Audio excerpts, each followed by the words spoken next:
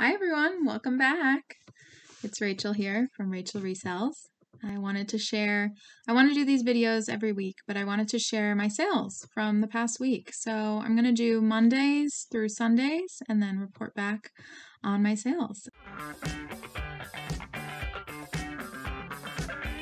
It was a little bit of a slower week. I have a couple of exciting sales that will show up in next week's video, so stay tuned for that. But when we're talking Monday through Sunday, I just wanted to share what we have, and I'll put some screenshots from each product. So yeah, I've started Poshmark about 3 months ago, kind of getting my first items listed in January and ramping up since then. It's now April, so it's been a really great experience. I hope you guys can learn something about new brands or what to pick up, and I think it is a really great side hustle for anybody to start, and with very little upfront costs you can start to make some money on the side and see how it goes from there. So anyways, without further ado, the first product I wanted to mention is a foundation. It's called Zoeva. I don't know if anybody's heard about it. Let me know if you've heard about it down below. I'm pretty familiar with most beauty brands, but I do not know of this one. But I picked it up retail arbitrage and I got it for $2. I sold it for $12 and I earned $7.33. My profit was $5.33 after cost of goods. On April 5th, I sold a pair of Urban Outfitters gray sweatshorts, size small. They're like really comfy lounge shorts. I grabbed those at the bins. I have $1.67 into them as my average cost of goods from that bins trip. When I do my average cost of goods from the bins trips, I don't really allocate more or less depending on weight. I just take the number of items that I got and the total that I paid and divide it out. But I do take out any clothes that I grabbed at the bins that I'm taking straight to consignment stores, because I do take some more mall brands and stuff that I think might not be strong sellers to list on Poshmark. I'll take those to a couple of consignment stores right in my area, local shops, that will sell them for me, and then I get 40% of whatever they sell for. So even if it's just some store credit for myself, there are some pieces that I take there. So I do eliminate those from my equation, and then all the postings, all the products that I'm going to list myself from the bins, I will divide that amount. So in this trip, I spent about $85 at the bins and got 50 some odd pieces for me to sell myself.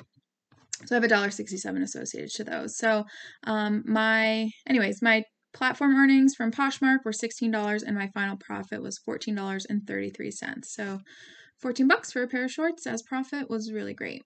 Next up is J. Jill Love Linen, 100% linen, wide leg, cropped pants. They had a flat front, and those were a size large petite. And these sold, I got them at a local thrift store in my area. It's not a Goodwill. It's, I think, a Salvation Army, very, very small store, but they had these pants for $5 and they sold on April 7th. I sold these with an offer. This was an offer sent to me, but it was sent within about 45 minutes of me listing it, and so I was really excited to receive it.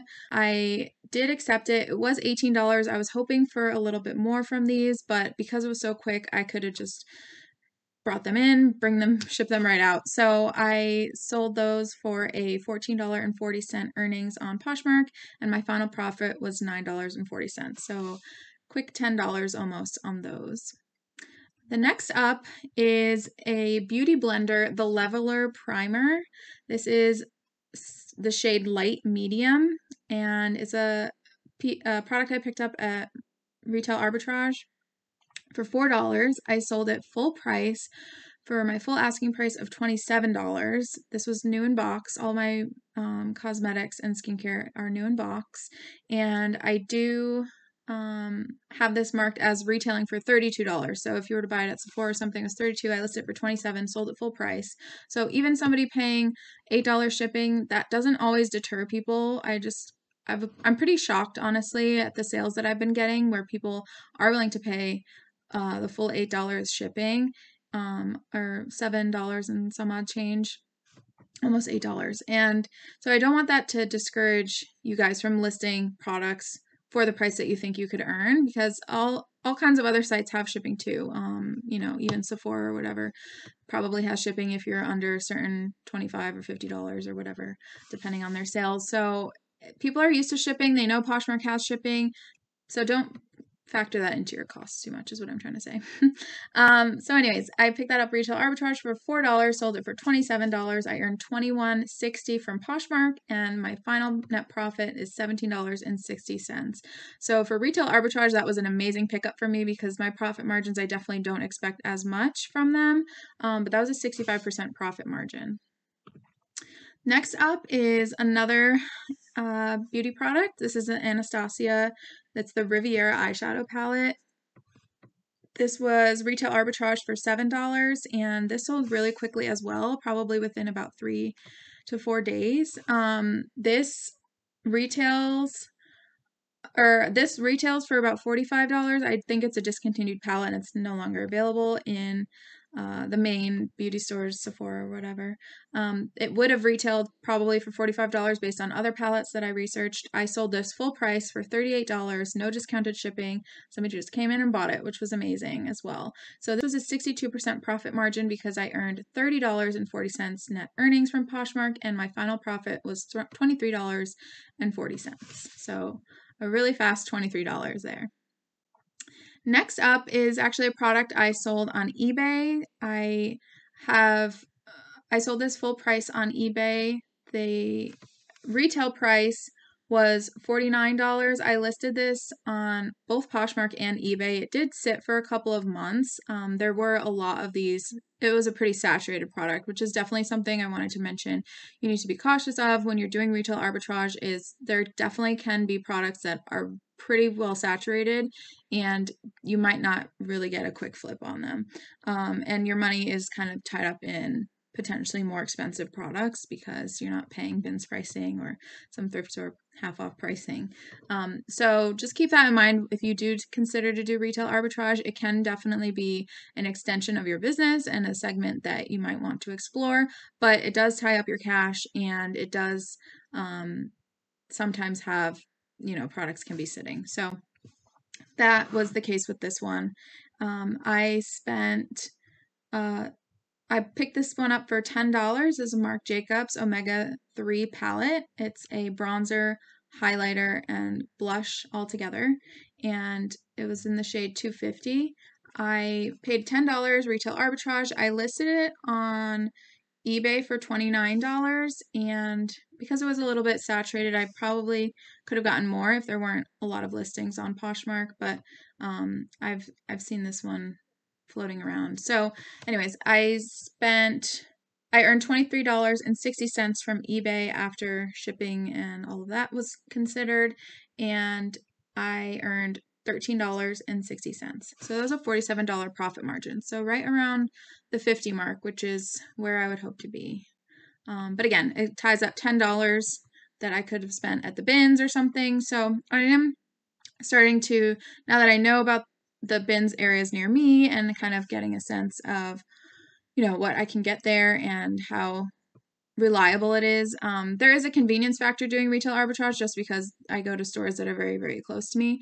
So it might not be the most high profit margin. Sometimes there are cases where these are great, like you're seeing this week, a couple of really good ones. But yeah, it's just, you know, nothing is perfect, right? You can go to the bins and not really know what you're picking up, or you can just, plus cosmetics and skincare products for me are super easy to list. You just take a quick picture of them. You can find all the details online for each product, the title, the shades. You can grab all of their stock photos, make your listings look really nice, and and I copy the full description from the beauty website into my listing so they can see the full description of everything, and all of those keywords that are in the description are going to pull up as well when people are searching for it. So there are, you know, it's a convenience factor kind of built into that.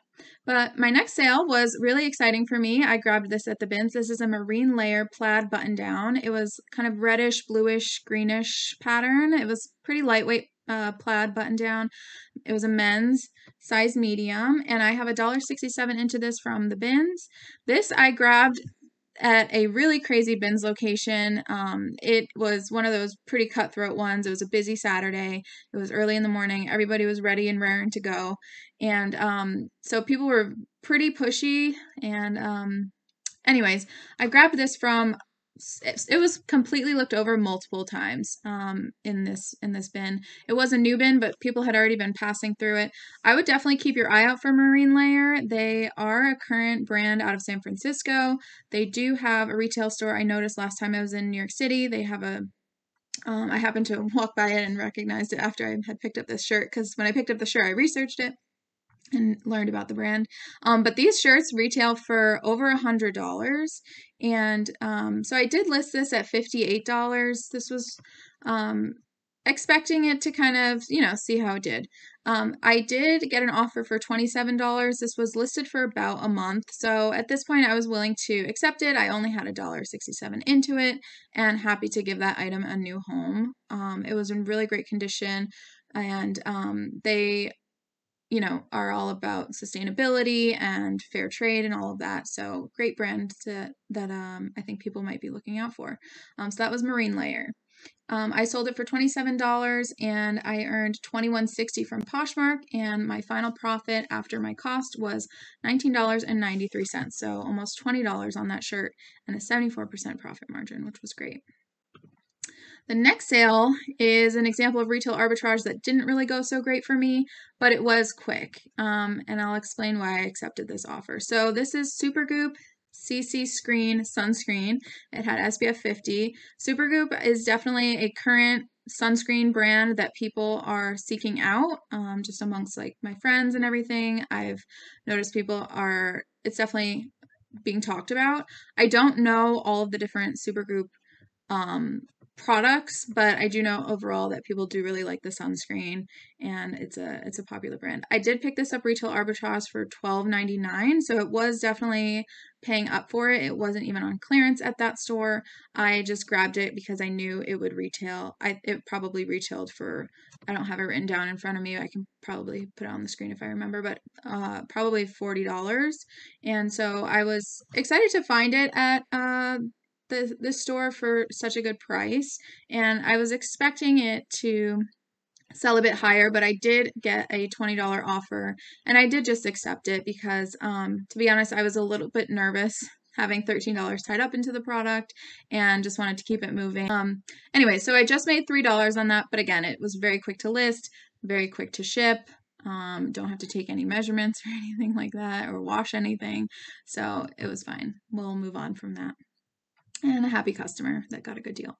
Next up is a example of what I was talking about before, how the almost $8 shipping that Poshmark charges definitely doesn't always deter people. This is a Bath & Body Works Sunshine Mimosa Shower Gel. I'm not familiar exactly with this fragrance. It did smell good because I could smell it through the cap, but it was unused. This is a product that I got from Facebook. I saw a listing on Facebook Marketplace in February for someone that was subscribed to like those makeup boxes, like BoxyCharm or whatever those others are. I think she got a couple of them, and she was splitting some of the products with friends and stuff like that, but she ended up building up a ton of products that she didn't use, that she was planning on selling or giving to friends or at some point, whatever. But she just ended up wanting to just sell all of them together to someone, make some quick cash, and be done with it. So I got $175. I got 42 full-size, really beautiful cosmetics and skincare products. I had expected most of them to sit a little bit just because sometimes with those subscription boxes, people get a lot of products and then they don't want it, and then they list them on Poshmark on the secondhand market. So they can definitely be saturated. So do be careful and do expect that it could sit for a bit. And you definitely want to comp everything that you get beforehand. I can't reiterate that enough, is definitely take a look at what the prices are listed for, what they're sold for, and how many listings there are. But anyways, I got 42 products for $175, and then she had included in there a couple of bonus items, some eyelashes, this Bath & Body Works, and a couple of like a clutch and some other like makeup case type items, like a makeup bag. So anyways, I allocated $4 to each of the items because I divided it amongst the 42 main items that I was talking about. And the other items that she included after the fact, I just included at a $0 cost because I didn't want to allocate funds to that. I wasn't really expecting it to sell, to be honest. But this Bath and Body Works got a ton of likes. Nobody was really buying it, but it built up a lot of likes, which was really funny to me. And I did want to mention that there definitely are Bath and Body Works certain scents if they're discontinued. And I think the same with Yankee Candle. If there are discontinued scents, they can get pretty crazy in the resale market because they're discontinued and people really want it again, and people are willing to pay up for it. So anyways, I don't think that this, I'm not sure about this scent, to be honest. I didn't really care. I just kind of listed it for $9. The full size Bath and Body Works retail for $14.50. So I just listed it for a quick $10, and then I think I got a $9 offer on it, and I just took that with no discounted shipping, which was really surprising because I feel like Bath and Body Works kind of always goes on sale, and you can buy like 3 for whatever, those kinds of sales. So hey, everybody sometimes just likes the convenience of shopping from home, not having to go to the store. I sell products to people in very interesting places when I'm looking at the shipping labels, not to snoop or anything, but I've sold products to North Dakota. I've sold items to Hawaii, Alaska, other parts of all over the country. And even in places where I think access to stores and in-person shopping is probably totally easy or easier than some other parts of the country. So yeah, you never know. People just like to shop online. They like supporting small businesses. They like supporting resellers. You never know. Or maybe this is a discontinued fragrance and they were looking to grab it. So anyways, I got $6.05 after Poshmark fees on that. Next up is, again, a quick bins grab from that last bins trip I did. This is a Victoria's Secret Razorback tank and short set. I had no idea how this would do at all, but I do know that sometimes pajamas and sleepwear, lingerie, bras can definitely get some good resale value. I wasn't expecting much from this Victoria's Secret set, but I did want to grab it at the bins just because I happened to find both pieces together. It was a really quick listing. It was just a quick couple of photos, and anything that I got from it basically would have been profit. I did allocate $1.67 to this based on my average cost of goods from that trip, but again, this weighed basically nothing, and besides some wash wear on the back of it, because the back was cotton and the front was satin, I did think it was in really good condition and a really cute pattern. If it was plain, I don't think it would have really sold as quickly, but it did sell within a month and a half or so from that last bins trip. So I got a $5.38 final profit, which was right at my 54% profit margin. I did list this a little bit higher, but I did get that $10 offer and just accepted it and gave it a new home, and it's a really cute pajama set. Next up, I sold this Olga bra, size 36 double D underwire bra with lace front cami is what they named it. It's a lace front cami. So it was an underwire and it was unlined. It didn't have any padding, but it was an underwire bra with this lace overlay. So if you were wearing like a V-cut top or something a little bit lower, it would kind of peek through, which I thought was really cute. And it was this really pretty like gray mauve type color. And I think 36 double D would be a great size for resale. Anything in those larger sizes, those harder to find sizes at retail stores, are definitely what I like to look out for. And it was in great condition. The lace was in great condition. This was a bins grab, and it was $1.67 again. And so I sold this for $18. I earned $12.68 with discounted shipping. This was an offer that I sent out to likers, and my profit was $11. So $1 into $11. I was pretty happy with that.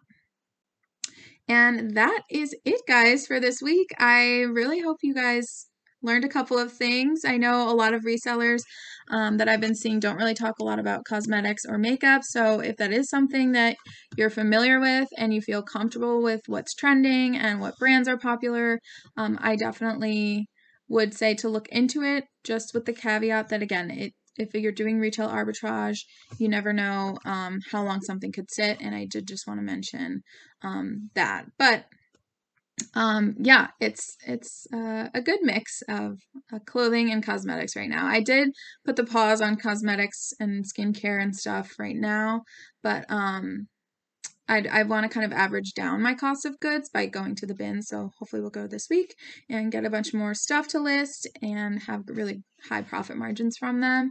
And yeah, because even the regular Goodwills can get a little bit expensive, especially if it's not on a half off item for that week. So I do like to keep things in a balance, and whatever your business plan might be for your business might not be the same for mine, right? We're all different. I'm just giving my experience, my lessons that I've been learning along the way, and you can take it and apply it how you see fit to work with what you have. If you're comfortable tying up more cash into products with a higher price tag and maybe having a little bit lower profit margin, but maybe they sell quickly, it's all a balance.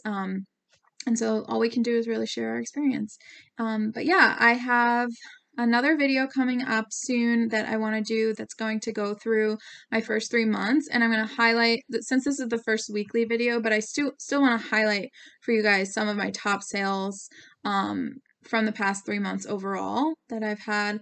And I want to kind of go through some of the more interesting brands that I found that did really well for me, and also some flukes that I think might help you guys kind of learn how to buy, what prices you should be paying, and take it from there and see where we go from there. Yeah, it's been a great first quarter basically, and I'm excited for spring. I stocked up in my last video on swimwear and some other summer items, so that's definitely my focus for right now. And yeah, stay tuned. Hopefully we can have a bins haul soon. Stay tuned for that video on my first 3 months on Poshmark and some lessons and tips, and hope you guys have a great day. Thanks for spending some time with me. Bye.